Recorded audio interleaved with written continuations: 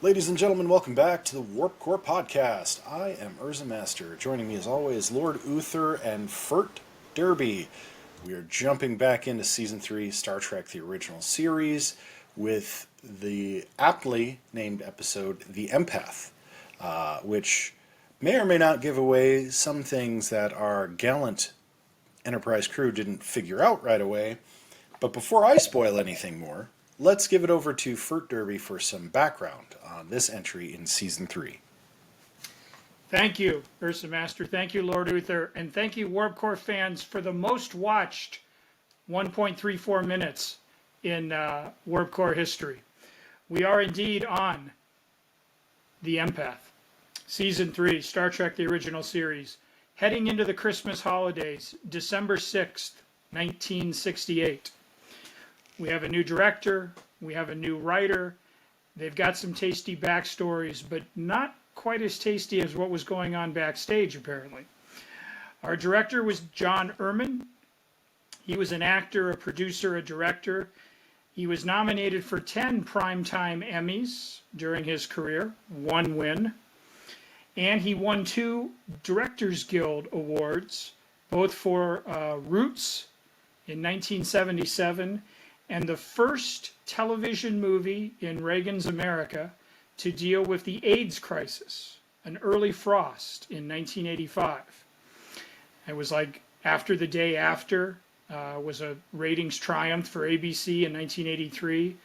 The mid-'80s and late '80s tried to push the envelope with made-for-television movies ripped from tomorrow's headlines, and An Early Frost was the first one to address AIDS head-on, and as we said, Mr. Erman directed that and won an award for it. He was born in Chicago, and his big screen film, probably most remembered by anyone that UrzaMaster and Lord Uther and I went to high school with, was Stella in 1990, starring Bette Midler and Trini Alvarado.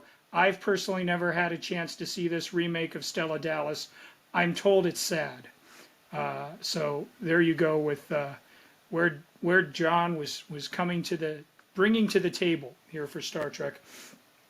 The writer was Joyce Muscat, and she was a Star Trek fan of the first couple of seasons, and she was fresh out of UC Berkeley, and she was working as a newspaper reporter, and she ended up writing a 4-character, 1-act stage play that had nothing to do with Star Trek, but everything to do with a society, a futuristic society, and someone who could manifest feelings and so forth. Anyways, somebody who knew somebody who knew somebody got this over to the Star Trek production offices. They said, hey, this isn't half bad, kid. And they ended up adapting a 4-character stage play into The Empath. Now, I mentioned this was John Erman's first Star Trek episode. It was also his only Star Trek episode. Apparently he had a terrible time. Not terrible as in terrible directing, but he was absolutely miserable. And it was William Shatner and Leonard Nimoy who, according to him, made him miserable. Because by this point in the series, ladies and gentlemen, we're about halfway through the 3rd doomed final season. Shatner and Nimoy started wanting to direct themselves. And they were arguing over camera positions and dialogue, and my character would never say that, and so forth. And according to extras on the set and Erman himself, they made life very difficult for the director. Curiously enough, this episode ended up being one of DeForest Kelley's favorite episodes. So clearly he was in tune with the director, whereas Shatner and Nimoy were flexing behind the scenes, according to their representatives. So we'd have to take a look there. Gentlemen, I watched this episode. I've never seen this episode. I think there are things in this episode worth talking about.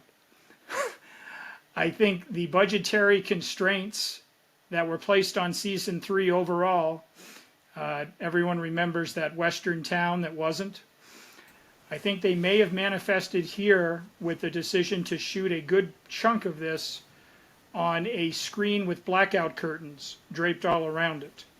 Now I know that the the effect is to sort of create this strange void, so forth. What Neo wanders into in the Matrix, except that was blindingly white.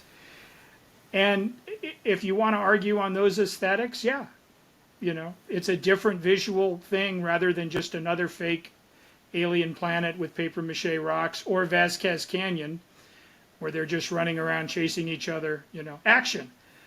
And at the same time, because of its roots as a stage play, there is a lot more performing, particularly by the lead actress playing the empath,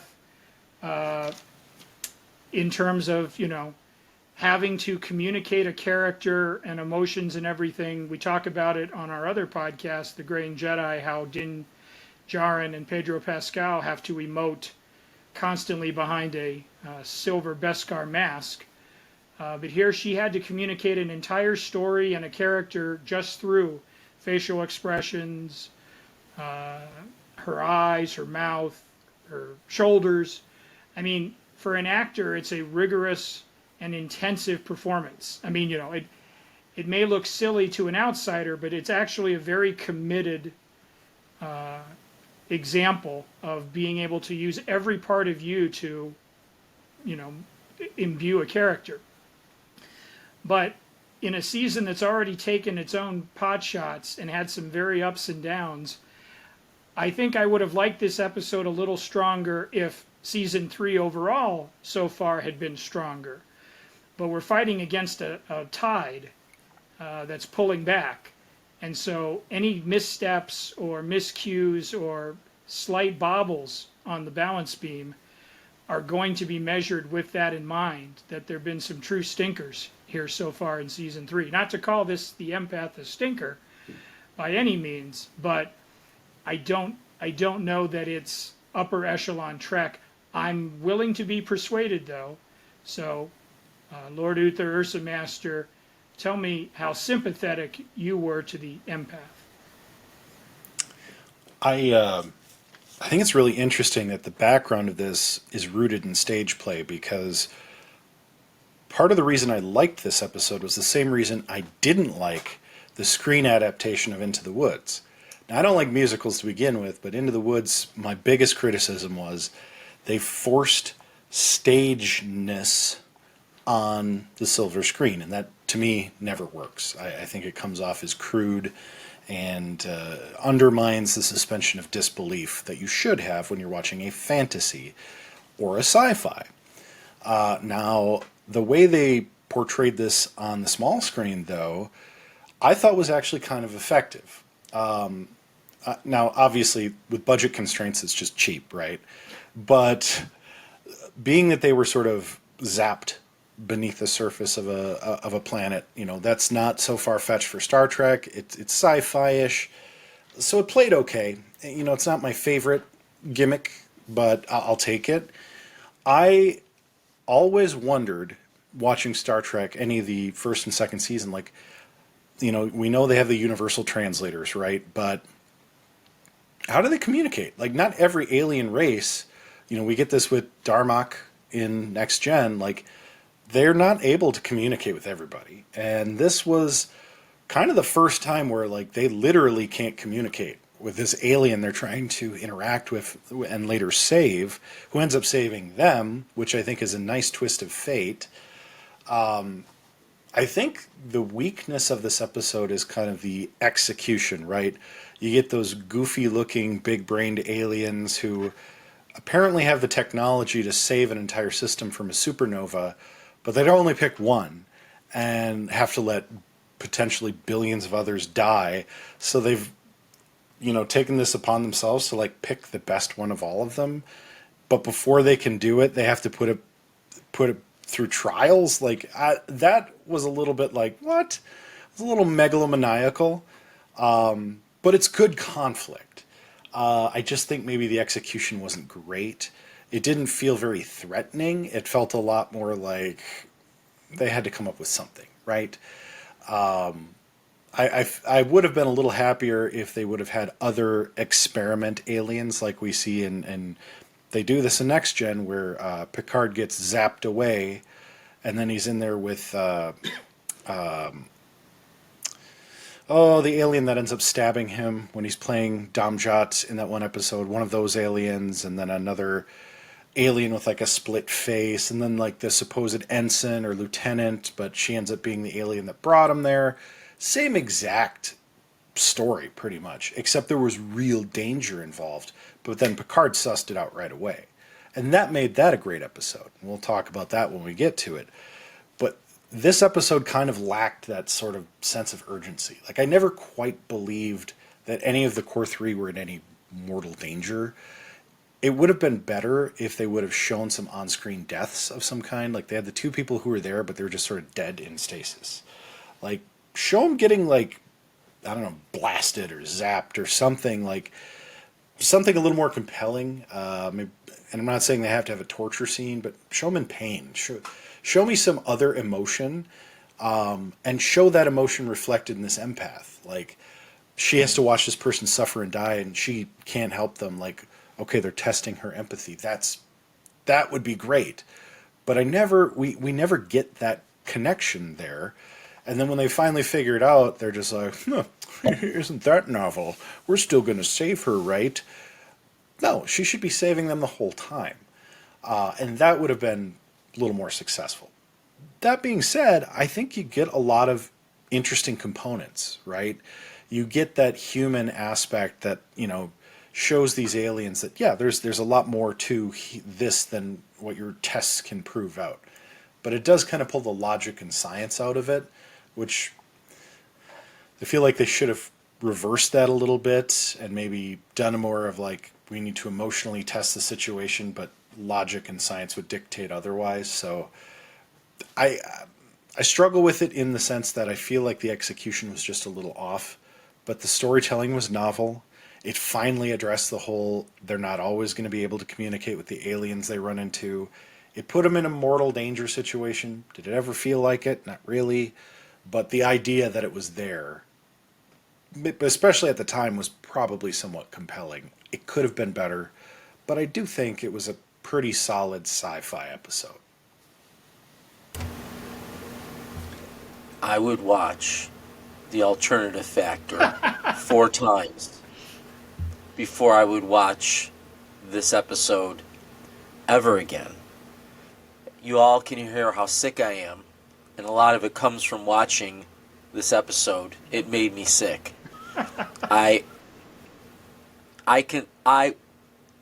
help. Why? I think Fert brings up a good point. If there wasn't so much bunk in season 3, maybe I could have lived with it a little bit more. But it's almost like you're justifying canceling Star Trek with these string of episodes that have come up. So if you look, good service isn't cheap, and cheap service isn't good. Same thing here. If you're not going to put the money into an episode, unfortunately, this is what happens. And I get what you guys are saying. Like, it's supposed to be this, the three of them. It's focusing around them and all this other stuff. I just, it hurts. It just, the whole episode hurt to me. And I was confused. It's like, why would you put this together? You can't come up with something else. I'm just, yeah.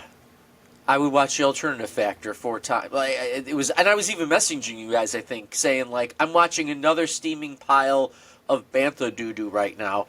I can't take it. And I don't know why. Then, later on in the day, my YouTube reels, I'm getting Star Trek VI, The Undiscovered Country, and I'm getting General Chang spinning around in a chair, quoting Shakespeare and Sulu, fly her apart then. Like, I'm getting real Star Trek after watching that. And, yeah, that's all I have to say about that. All right, to be And fair, that's saying something. yeah, to be fair, it's not quite Alternative Factor from this view or Plato's Stepchildren, which, good Lord, that was dreadful. I'm looking at my notes here. I see things like creepy opening when they're looking at the scientists who, get zapped out of existence and taken away. I wrote down blue socks, which I presume was some of her costuming. I guess they don't go with shoes, but some very attractive sparrow blue socks. I wrote nerve pinch, because it was nice to see Spock. I mean, you can have all the alien technology in the world, and these big-headed guys look like they had escaped from The Cage, the unaired pilot episode. That's what I was gonna just say. Yes. I was just gonna say that. It's like they reused the. I mean, they must have literally reused the costumes. Right. That's Hey, how bad it was. We got these big brains here. What do you think? Would we just, use them for something? But anyways, you can have the biggest brains in the quadrant and a good nerve pinch when no one's looking, and they just go down like a sack of bricks. There was no Uhura, so she was taking off, or she was making a John Wayne Vietnam picture like George Takei, unknown there. I love the Jim Cotta bare-chested Kirk holding the pike position for extended time. You know that Shatner was arguing with the director, no, more. And then I wrote Liza Minnelli, question mark.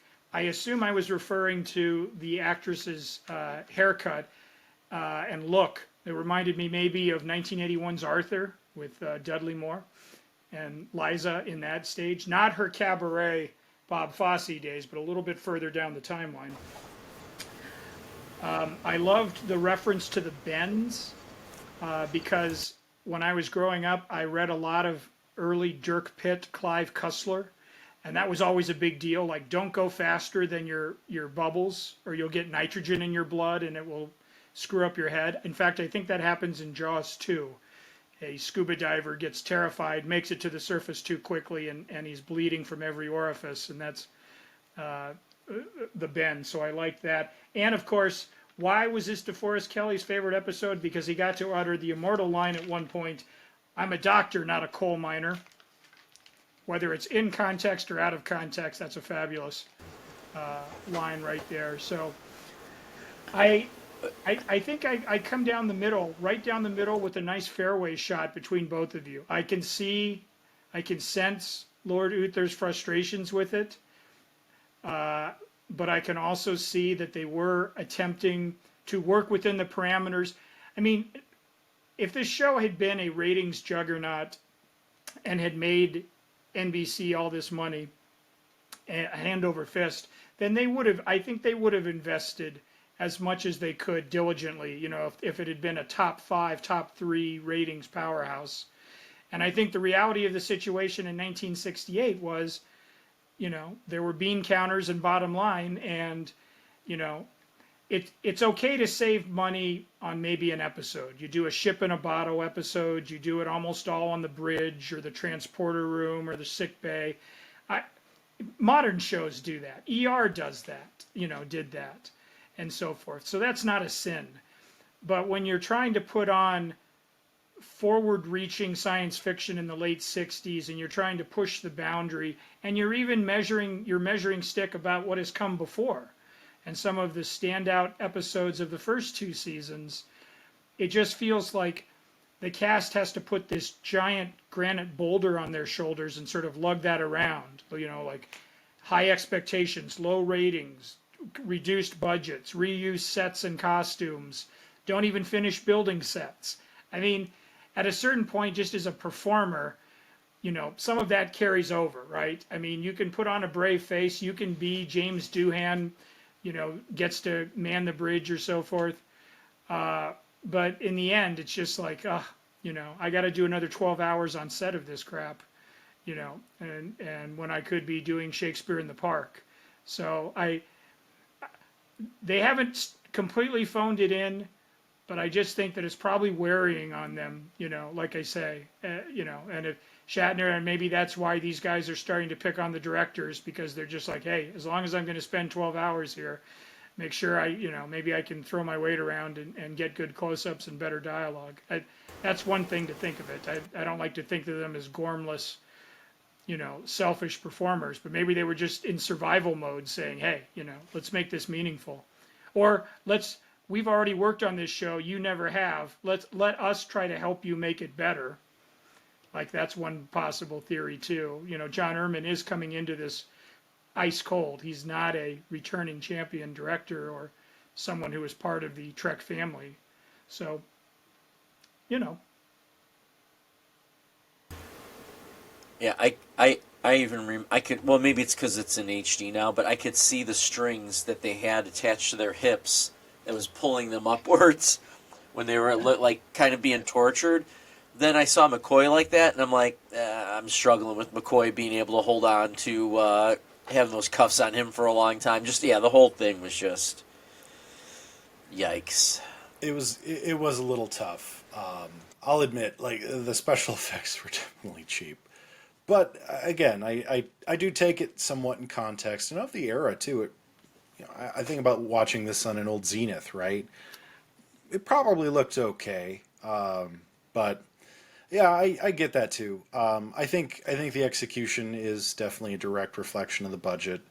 And granted, I mean, you look at the numbers for these episodes in season three. If they were on the air doing those numbers today, it'd run for 15 years, oh yeah, easy. But a product of its time too, is it just was not turning the numbers it should have. Which I think we could count that as fortunately, because the numbers it did turn were high enough that it grew this mystique that we've grown to love Star Trek as a culture and as a society, and it brought us Next Gen and the animated series and so on and so forth. And I hate to say it, but you need a couple of these stinkers so they can be rehashed and done better later, like on Next Gen. That being said, I'll kick off our Warp Core ratings this week. I'm going to give this episode a solid 4. I I probably would put this on my list of, if you have time, get to this episode. For the sole reason that if you're a Next Gen fan, I think you'd appreciate this because you can see a lot of things they lifted from it in Next Gen. That being said, it's not critical Star Trek. It's okay. You get some good Core 3 banter. You get some interesting storytelling. You get some interesting alien interaction that you don't always get. So for me, it's functional. It's okay. And that's about where I'd leave it. 2. That just hit me. It's a 2. At least the 3 of them are together, and somehow a movie was still made even after some of these absolutely awful episodes were out there. Thank goodness for the resiliency of Star Trek fans, because woo, any other time I don't think these films get made. What's our highest? A 7? 7 is our highest. All right, this is not a 7, but it's also not. It's not a 1. Half a 7. 3, Yeah, it's a 2. But anyway, it's a 3. what? It's exactly half of a good episode. And I tell you, Ursa just reminded me. It was almost. It wasn't as clever as a Quentin Tarantino moment, but the moment where they kept giving each other the needles and figuring out who was going to end up going off with them, and it ends up being McCoy. That was actually between the 3 of them. That was fun. Like that little sequence where, Kirk's like, you have your orders. And then, Spock's like, well, technically, Captain, I'm in charge. And then McCoy surprises Spock and is like, Doctor, like that little bit for 3 or 4 minutes, which also, again, felt a little stagey, but in a good way.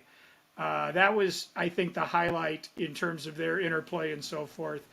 It said everything you need to say about the relationships, even if you hadn't seen their relationships, in that compressed interaction. So I think that'll probably be my takeaway. I know people wanted to talk about, her performance and what the episode was trying to say, but I think that they outshined all of that with those interactions. Agreed. I think we'll let this one sink into the past to season 3. But Star Trek fans, don't worry. Star Trek lives on beyond this episode. We will be returning next week with the next installment of season 3 of the original series of Star Trek, and more Star Trek to come here on the Warp Core podcast. As a reminder, this is our 77th episode. If you want to watch episodes about better Star Trek entries, click that subscribe button, head on over to our channel page. We have a whole playlist of Warp Core podcasts where you can find your favorite episodes like Day of the Dove, or Metamorphosis, or maybe even Trouble with Tribbles. But for myself, UrzaMaster, Lord Uther, and Fert Derby, as always, we will leave you with a live long and prosper.